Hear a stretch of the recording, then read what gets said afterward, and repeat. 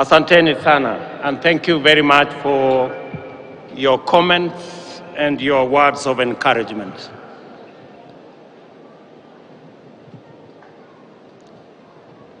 To the people of Kenya, this is a momentous occasion for our country.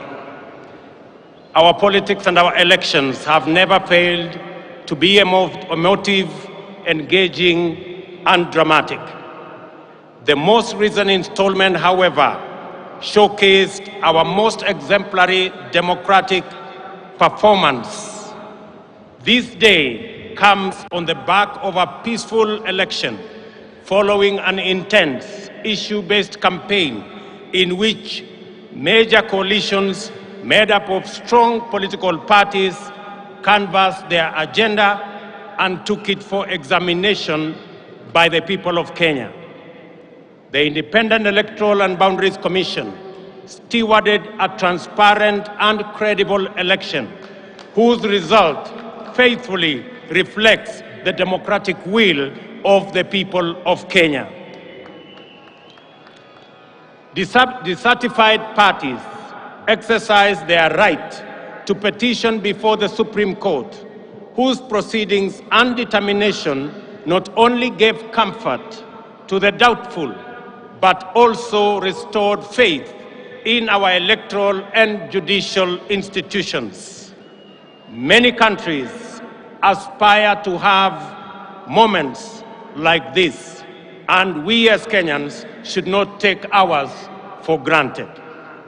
This is the third election under the Constitution of Kenya 2010 and the second peaceful transition. We have had a robust conversation about this moment and what it demands of us.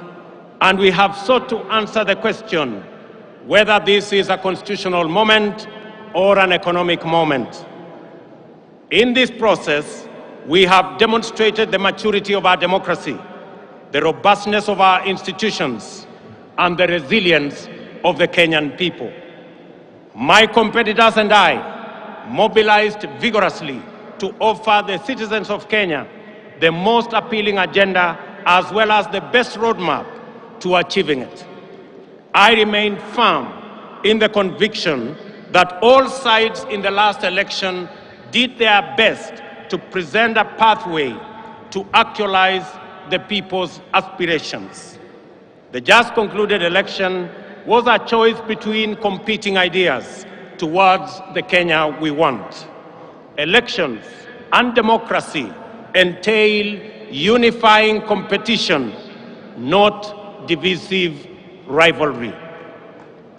The performance of our security services, the performance of the IEBC, and the judiciary was put to severe test. By and large, these institutions lived up to our expectations. We can only aspire to do better in future, and I give my undertaking that my administration shall work to ensure that the bar is raised even higher for the next general elections. A significant dividend of our electoral and democratic process is the tremendous achievement we made in breaking the glass ceiling by enhancing the participation of women in leadership. 7 women were elected as governors, up from 3 in the last election. 29 women were elected as members of the National Assembly, up from 23 in 2017.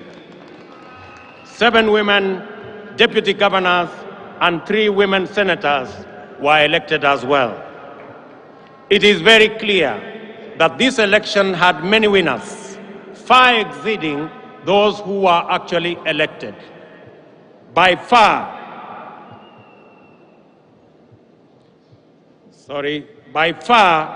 the largest winners of this election is the people of Kenya.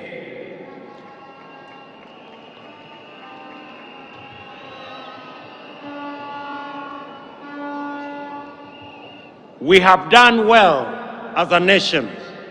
We have blazed the trail in an increasingly challenging environment where democracy is consistently on trial.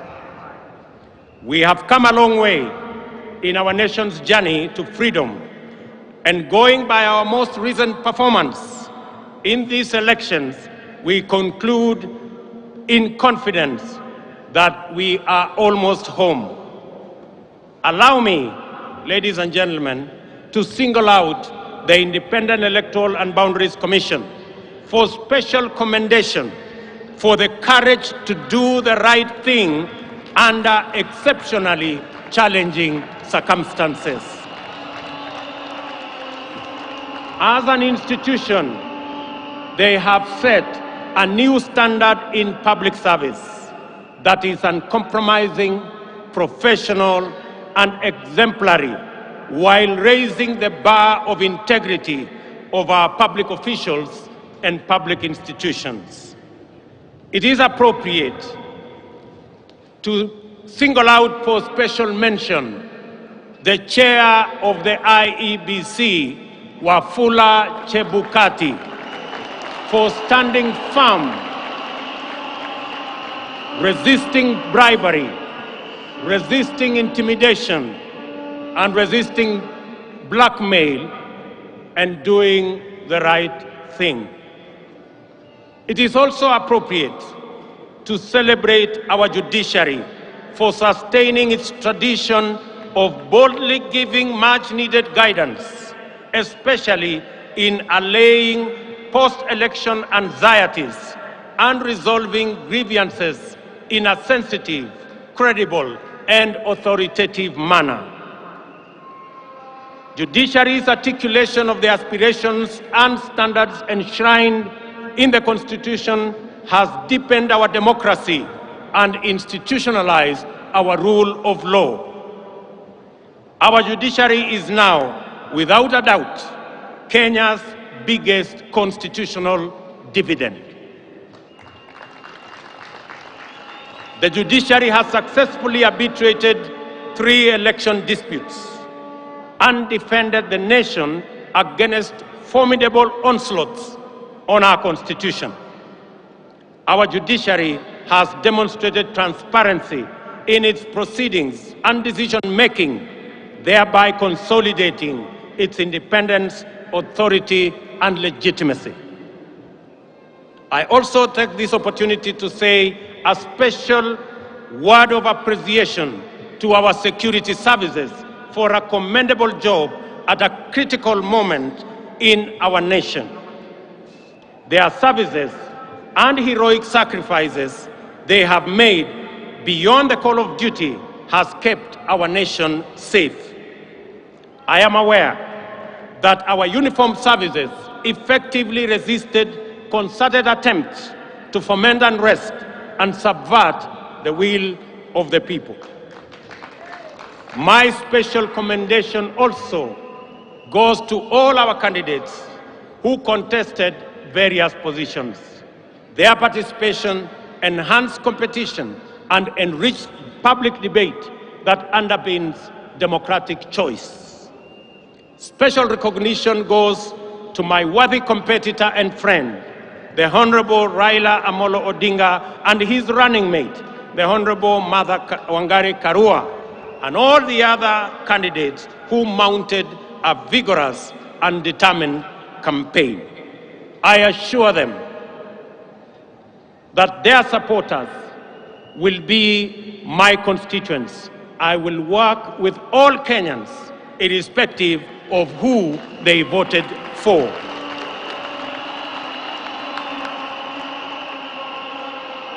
Our special gratitude also goes to millions of Kenyans in the Hustler movement for tirelessly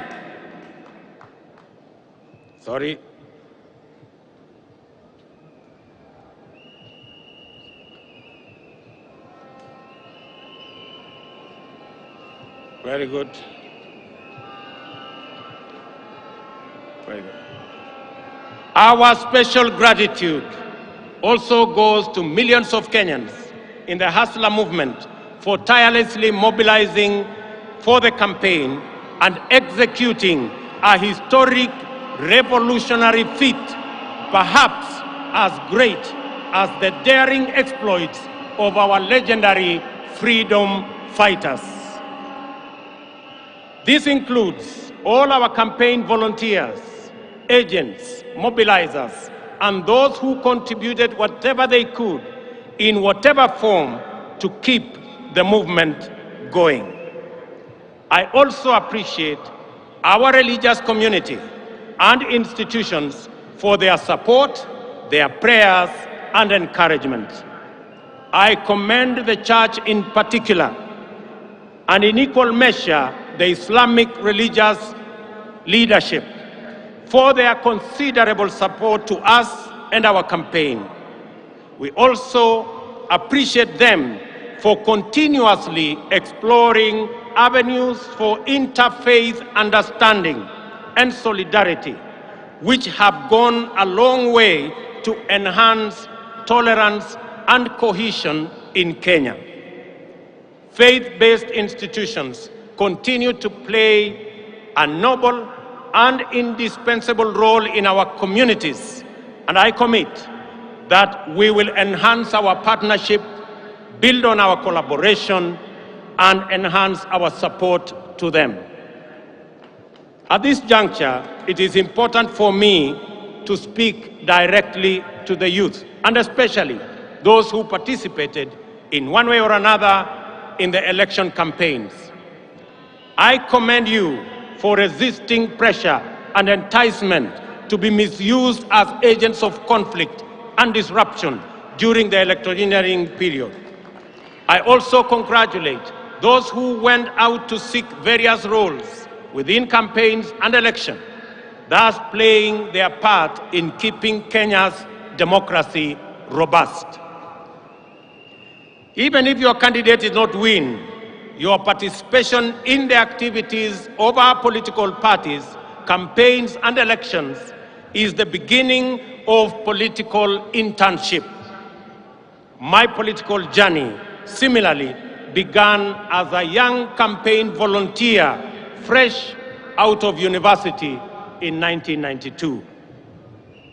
Your experience and lessons learned should form the basis for your leadership journey going into the future. We have all therefore emerged out of this contest stronger, more united, and alive to the issues that are common to all of us. We should remain conscious that we have all been elected to work together in ensuring that our children go to school, our people have food and decent health care, and our young people have jobs, and our workers have dignified livelihoods. For we believe strongly that every hustle matters. Dreams and ambitions live in the hearts of Kenyans who struggle daily against daunting odds, often with nothing except stubborn hope. Some succeed, others fail, while others also do not even get a decent chance. Before the nation and the world today, I stand with great humility and profound joy as a living testimony that with faith in God, willingness to work hard, and a commitment to a vision, dreams can become reality in the fullness of time. I promise to throw open every door of opportunity and to keep every door open until success stories become the norm rather than the exception, and urge all other leaders to do the same so that we can together expand opportunity and chance for many of our citizens. Ladies and gentlemen, we should consolidate our success in the just concluded elections and enhance the capacity and performance of our governance institutions. The innovative deployment of technology to secure election results has been the Electoral Commission's pioneering breakthrough. Going forward, we will support the IEBC's institutional capacity so as to expand the deployment of technology to cover all elections, from those of MCA to those of the President. I also believe that there is tremendous opportunity for IEBC to support electoral processes in our political parties as part of the broader democratic development. To consolidate the place of the judiciary in our constitutional and democratic dispensation, my administration will respect judicial decisions while we cement the place of Kenya as a country anchored on democracy and the rule of law. Our campaign for financial independence of the judiciary has paid off with the implementation of the Judiciary Fund on July 1 this year. My administration will scale up the budgetary allocation to the judiciary by an additional 3 billion shillings annually for the next 5 years. These resources will support the bottom-up scaling of justice by increasing the number of small claims courts from the current 25 to 100. We will also work with the judiciary to build high courts in the remaining 7 counties and magistrates' courts in the remaining 123 sub-counties, and support their ongoing digitization program. These interventions will empower the judiciary to adjudicate and expeditiously conclude corruption cases, commercial disputes, and all other matters, thereby enhancing access to justice and efficiency in our judiciary. To further demonstrate my commitment to the independence of the judiciary, this afternoon, I will appoint the 6 judges already nominated for appointment to the Court of Appeal, which was done 3 years ago by the Judicial Service Commission. And tomorrow, I shall preside over their swearing in so that they can get on with the business of serving the people of Kenya.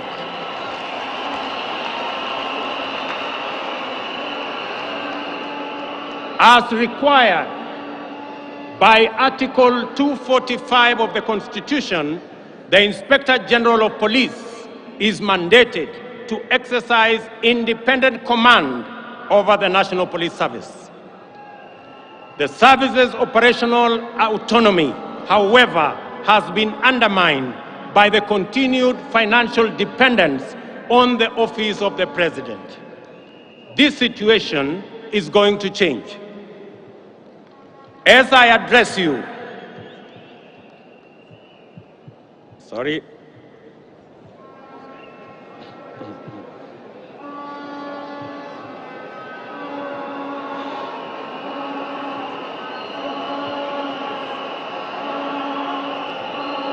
one moment.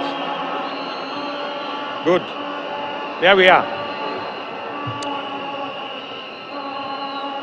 As I address you, I have instructed that the instruments conferring financial autonomy to the National Police Service by transferring their budget from the Office of the President and designating the Inspector General as the accounting officer be placed on my desk for signature this afternoon.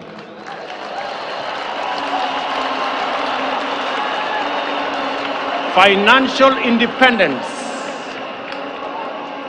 of the police will give impetus to the fight against corruption and end the political weaponization of the criminal justice system, an undertaking I made to the people of Kenya. I understand the deep fissures and low morale in the public service.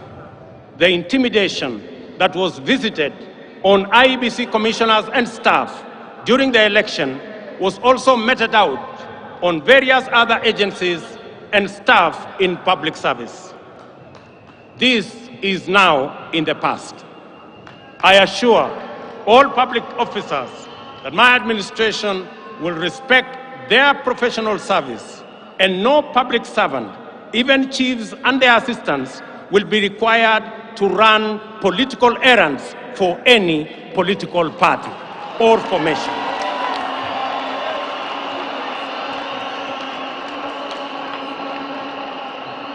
Ladies and gentlemen, we anchored our campaign on the platform of the economy premise on job creation and the well-being of the people of Kenya, and we have been working continuously on the measures to bring down the cost of living. Our people are confronted daily with increasingly unaffordable prices, especially food and transport. In our economic forums across the country, during the campaign, citizens consistently shared their anxiety, their pain, and their fury on this matter. It therefore calls on us for urgent and decisive resolution. The interventions in place have not borne any fruit. On fuel subsidy alone, the taxpayers have spent a whopping 144 billion, 60 billion in the last 4 months alone.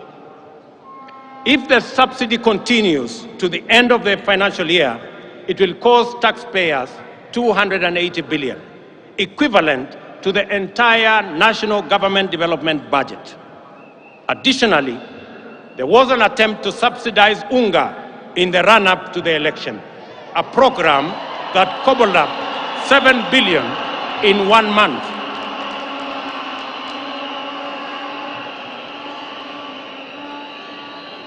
In addition to being very costly, consumption subsidy interventions are prone to abuse. They distort markets and create uncertainty, including artificial shortages of the very products they seek to subsidize.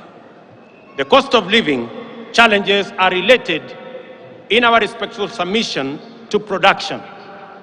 Our strategy to bring down the cost of living is predicated on empowering producers.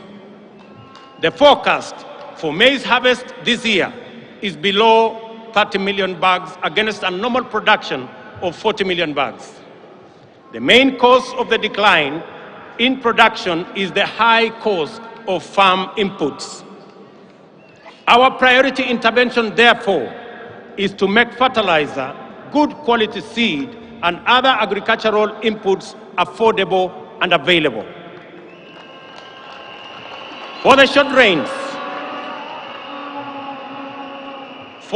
rains, we have already made arrangements to make 1.4 million bags of fertilizer available at Kenya shillings 3,500 for a 50-kilogram bag, down from the current 6,500.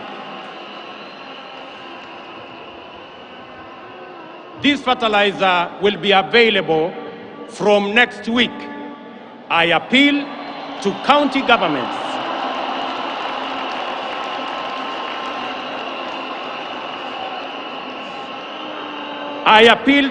governments in eastern, central, and western regions, where we are expecting short rains, to work with us in making sure that this fertilizer is available to all farmers in that region so that we can begin the journey to increase our food production initiatives.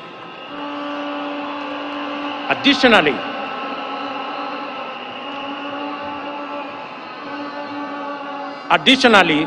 to cushion tea farmers, we have made arrangements with KTDA to immediately supply tea farmers with fertilizer at 3,500 shillings, down from Kenya shillings 5,600.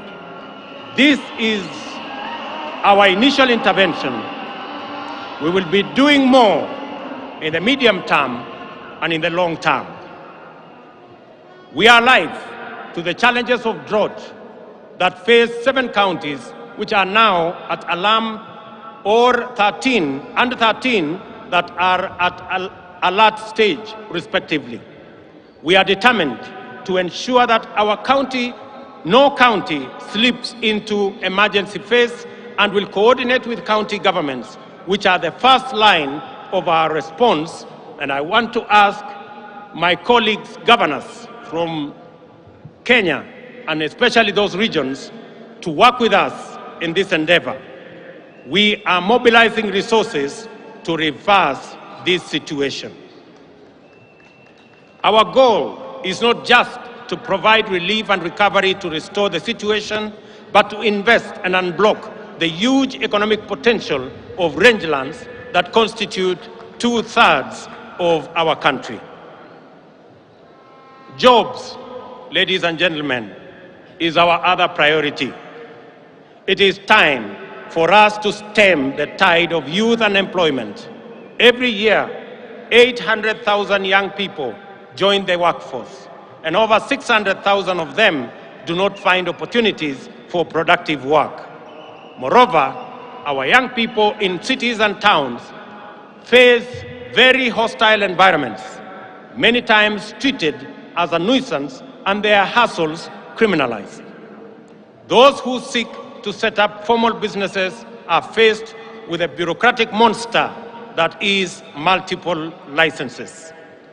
Our immediate agenda is to create a favorable business and enterprise environment, decriminalize livelihoods, and support people in the informal sector to organize themselves into stable, viable, and credit-worthy business entities. This is the essence of the bottom-up economic model, which creates a path for traders and entrepreneurs to build linkages, experience safety, and enjoy security as they go about their enterprises.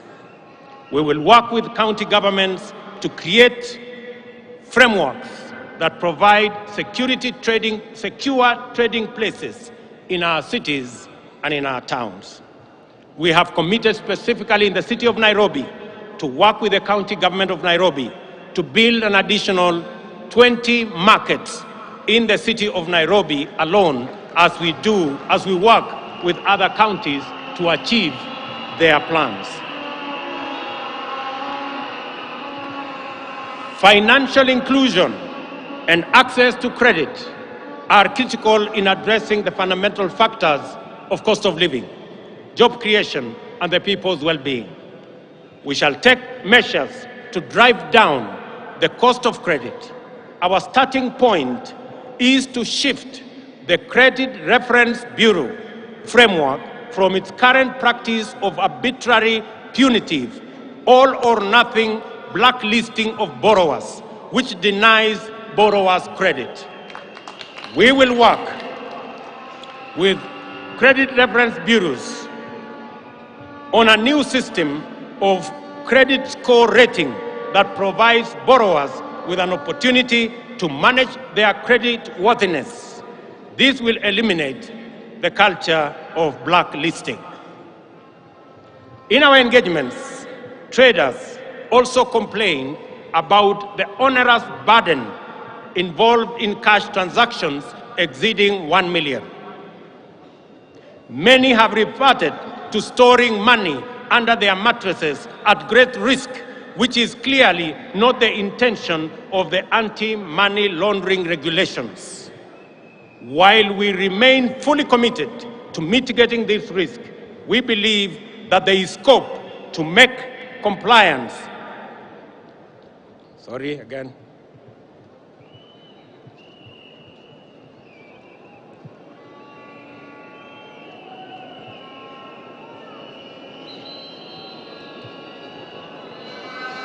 Very good.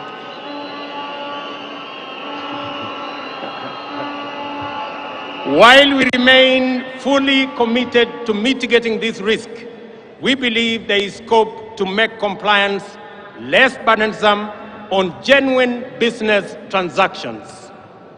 I have been assured by the central bank that work is ongoing on how to ease this burden without compromising the security of our financial system. Shortly, I will be announcing to the country what we have agreed with the central bank so that Kenyans can go ahead and facilitate their transactions without unnecessary impediments.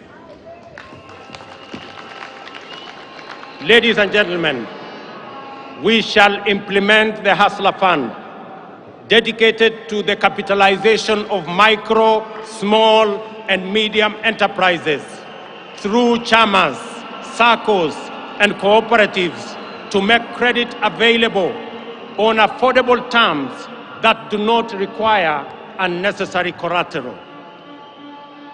To implement all these interventions, we shall establish a Ministry of Cooperatives and SME Development mandated to ensure that every small business has secure property rights, access to finance, and a supportive regulatory framework.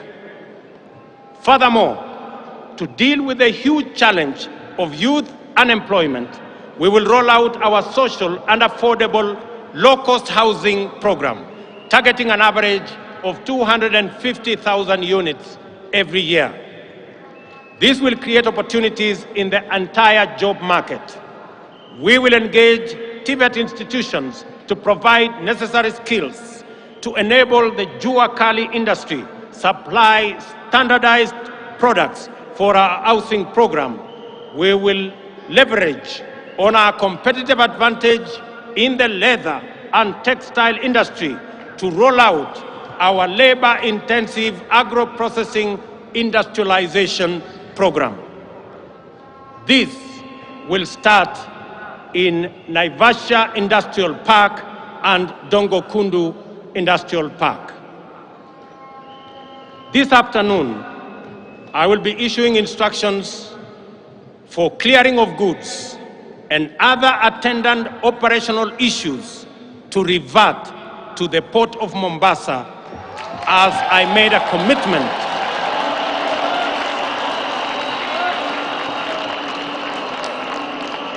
to Kenyans.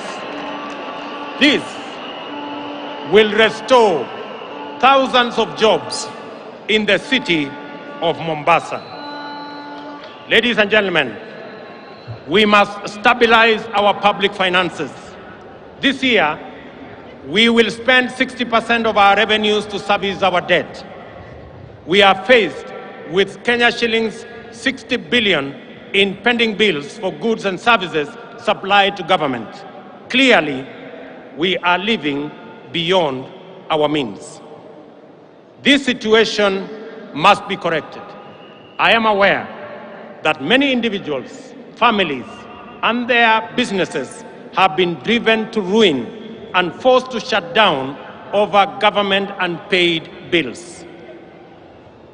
We shall give priority to the expeditious resolution of our pending bills so that the government can meet its obligation and facilitate better economic performance. In the coming weeks, we shall advise government creditors on the mechanisms for the resolution of their outstanding payments. We are committed to ensuring that they are paid in the shortest time possible. Additionally, we urgently need to expand our tax base. Our job creation agenda and the capitalization of our SMEs will go a long way in broadening our tax bracket. We will make KRA more professional, efficient, responsive, and people-friendly. I urge taxpayers to respond by undertaking their patriotic duty and pay their taxes. In furtherance to this, oversight institutions such as the Auditor General and the Controller of Budget will be adequately funded to execute their mandates. On the matter of gender parity, I am committed to the two-thirds gender rule as enshrined in our Constitution. We will work with Parliament to fast-track various legislative proposals and establish a framework that will resolve this matter expeditiously, as I promised in our manifesto. The participation of women in our governance does not make us lesser, it makes us greater. And their role can no longer be nominal, it must be substantive. Ladies and gentlemen, our health agenda is premised on fundamental reform in the way health is financed and provided. We shall reform the National Insurance Fund to make it a social health insurance provider, improve procurement of medical supplies, deploy an integrated, state-of-the-art health information system, and most importantly, provide adequate human resources at all levels. Contributions to the National Hospital Insurance Fund will now be graduated and will depend on people's income. There is a robust conversation, ladies and gentlemen, in the country on education, and in particular, the implementation of CBC curriculum. Public participation is critical in this matter. I will establish an education reform task force in the presidency, which will be launched in the coming weeks. It will collect views from all players in line with the constitutional demand of public participation, and we are particularly alive to the anxieties of parents on the twin transition of the last 844 class and the first CBC class in January next year. I assure all that there will be a solution to the matter before then.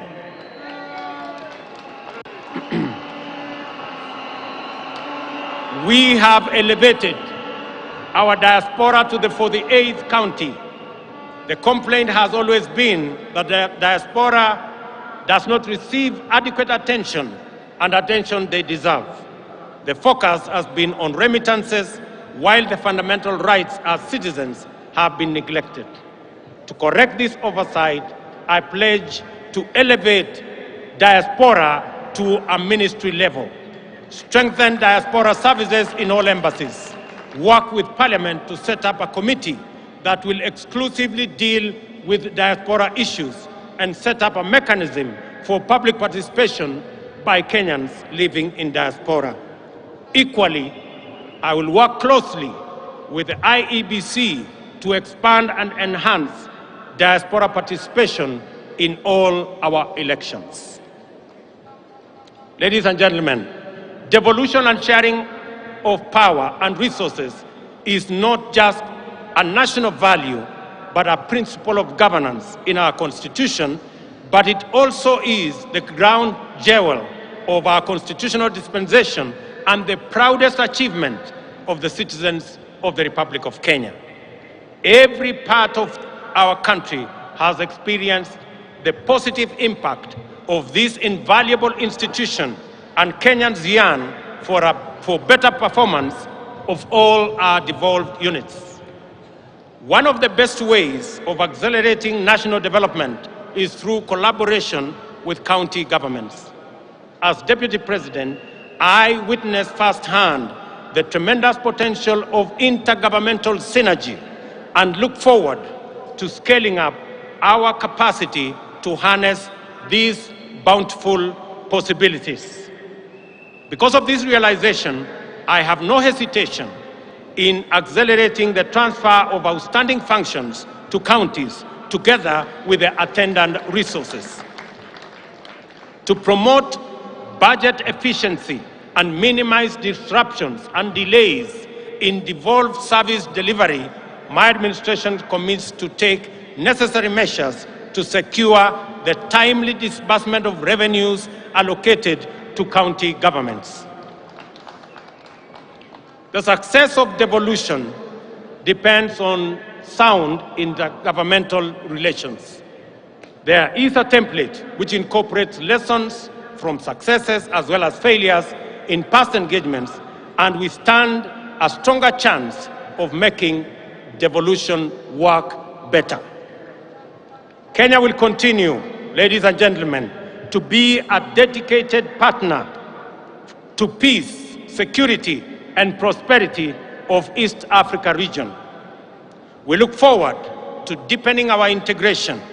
We welcome our newest member, the DRC, whose entry now extends our region from the Indian Ocean to the Atlantic.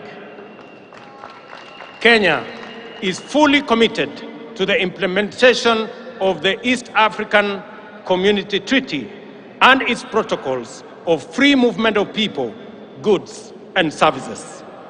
Equally important is our commitment to the full actualization of the Africa Continental Free Trade Area. Ladies and gentlemen, Kenya will continue playing its role in international diplomacy at the bilateral and multilateral levels, appreciating that we are host to major international agencies, including the United Nations. I commit on the peace initiatives in our country, in our region, including both in Ethiopia and in the Great Lakes region. I have asked my elder brother, President Uhuru Kenyatta, who has done commendable engagement with those regions, and he has graciously agreed to continue chairing those discussions on behalf of the people of Kenya. I have committed that the government of Kenya, and myself in particular, will support those initiatives that will be chaired by President Uhuru Kenyatta. And I want to thank you, Your Excellency, for graciously agreeing to support us and to help me in those interventions. Among the central concerns of my government will be climate change. In our country, women and men, young people, farmers, workers, and local communities suffer the consequences of climate emergency. It is not too late to respond. To tackle this threat, we must act urgently to keep global heating levels below the 1.5 Celsius, help those in need, and end addiction to fossil fuels. Africa has the opportunity to lead the world. We have immense potential for renewable energy. Reducing costs of renewable energy technologies make this the most viable energy source. Kenya is on transition to clean energy that will support jobs, local economies, and sustainable industrialization. In Kenya, we will lead this endeavor by reaffirming our commitment to transition to 100% clean energy by 2030. We call on all our brothers and sisters in our continent to join us in this journey. As members of the international community, we shall support a successful climate summit in Africa in November by championing delivery of finance and technology needed for Africa to adapt to climate impacts, support those in need, and manage the transition. My administration is ready to work with global partners to fight pandemics and other health emergencies. We are also committed to promoting Kenya's vigilance and efficacy in responding to emerging public health challenges. We stand ready to play our role in the collective effort to keep the public safe. I call upon countries that have developed vaccines to make them available to us. Ladies and gentlemen, my government commits to create a business-friendly environment, eradicate barriers that hamper business development and growth, and make Kenya one of the most compelling and attractive business destinations. We are an open, democratic society founded on freedom and justice. We take pride in receiving visitors and offering them our legendary hospitality. Kenya is a land of immense natural beauty and unforgettable delights. Ladies and gentlemen, I stand here on my day one as president. I make a commitment that in the days ahead, I will make pronouncements that are going to better define the trajectory of my administration. I promise to make every Kenyan proud and to ensure the economic well-being of all of us. Without exception, ladies and gentlemen, I want to thank you for being patient with us, and I want to commit that I will work hard for all the people of Kenya, irrespective of who or how they voted. I also promise to work with all the leaders, young and old, present, retired, and coming, so that we can build one nation and harness every talent, every effort, all energies in driving our republic forward.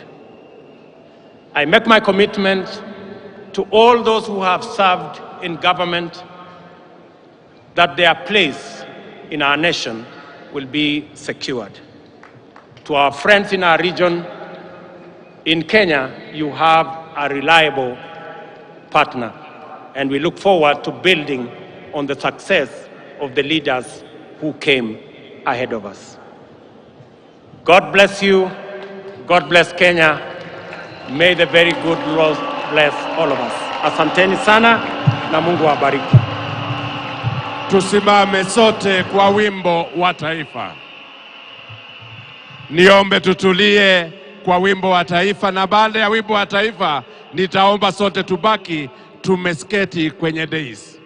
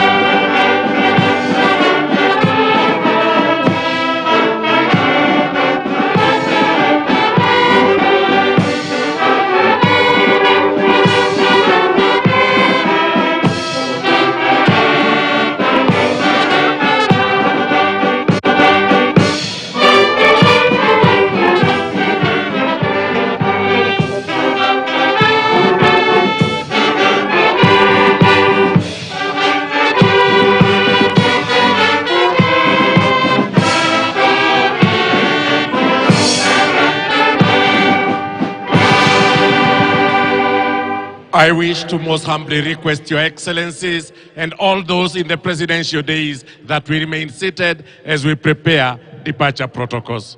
Most kindly, we remain seated until we prepare for the departure protocols. Na niombe ya kwanza tulete msafara wake Mheshimiwa Uhuru Kenyatta, the immediate former president.